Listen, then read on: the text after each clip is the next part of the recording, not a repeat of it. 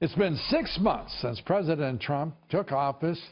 The economy is booming. The markets are flying. The NASDAQ at an all-time high. The 104th record close for the major stock indexes since Inauguration Day. How about that? $4 trillion in market cap. More than almost 900,000 jobs have been created under President Trump.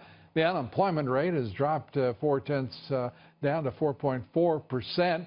You know, that's not a bad 6 months. I'm talking with Ed Rollins earlier, and he doesn't want to give him a grade. I'll give him a grade, A+. More on the surging Trump economy, the coming battle over tax cuts. Yeah, there's still some work to do, no doubt about it. The Treasury Department's Assistant Secretary for Public Affairs, Tony Sayegh. Good to have you here. Good to see you, Mr. Secretary. Great to be back with you, Lou. How are you? I'm splendid. You can just see that. I mean, I'm serious. Think about where the hell we would be as a country right now if Hillary Clinton had been elected. The markets would be in a trash heap. The economy would still be, would be locked in place, and growth rates would be, they would be talking about the new normal as 1 to 2% again. Instead, they're talking about 3% and where things can happen in the third quarter. And as it relates to growth, economic growth, Lou, which we know helps everybody, raises wages, helps create good-paying jobs, improves revenue through the government to provide essential services. You didn't think I was going to answer your question. No.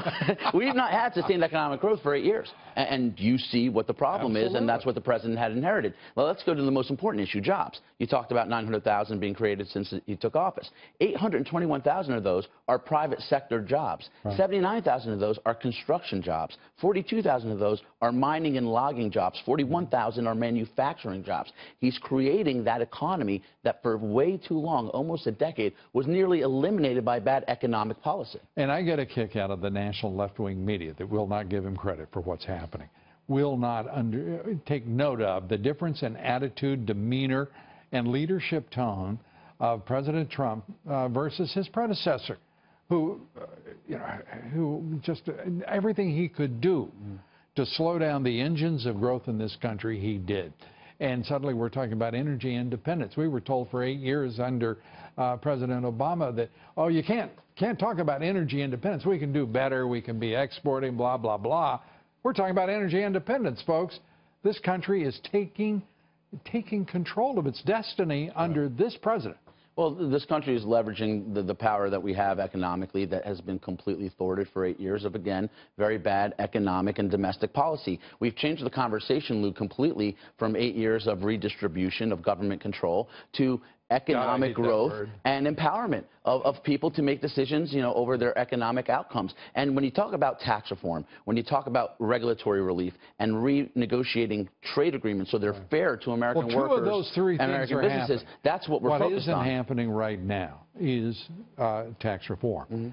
And it's uphill work for this president, for your team at Treasury. I mean, this is tough stuff, especially when you have an indolent Congress and an indolent Senate and confused leadership in both institutions.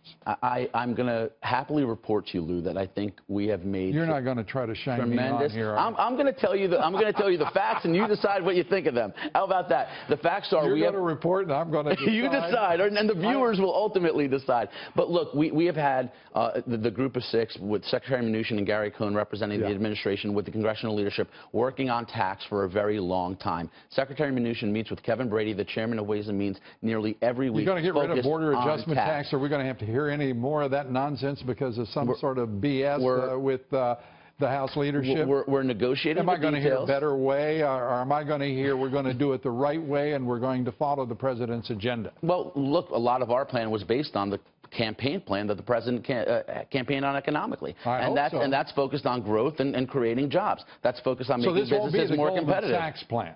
No, this is totally focused, frankly, if you want the honest answer, Lou, on job creation, economic growth, and helping Main Street reclaim some economic destiny. And with it, $1 trillion in infrastructure spending, is that still at the top of the president's agenda? Infrastructure certainly is. I think it's a separate matter than tax. I put a price tag on it. Well, I'll definitely. I'll review your numbers, Lou, and we'll see if we can account for them in Treasury. The number I was using is the president's number. So, but the important thing about tax reform to focus on is there's two parts of it, right? The individual side is squarely focused on delivering real middle-income tax relief. Hallelujah. Simplifying the code so people can actually do their taxes on a postcard so that you actually get about 95% of Americans potentially benefiting from doubling the standard Just so deduction. they have a big box where they can put some of the money they save from those tax cuts. Well, they'll save on postage, too. I love it. I love it with the way you work on the postal but the service. other side is the business side, which we're focused on as well, and making sure it's competitive. So when does it all happen? Well, I think we're going to get a significantly lower business tax rate than we have now to make our companies more competitive globally. That's all part of the negotiation. I will say September might look good to see what we have been working on. He worked in that might thing. Did you notice that, Mr. Secretary? Good to have you here as always. Great to be with you, Lou. Thanks so much. Tony Sayegh.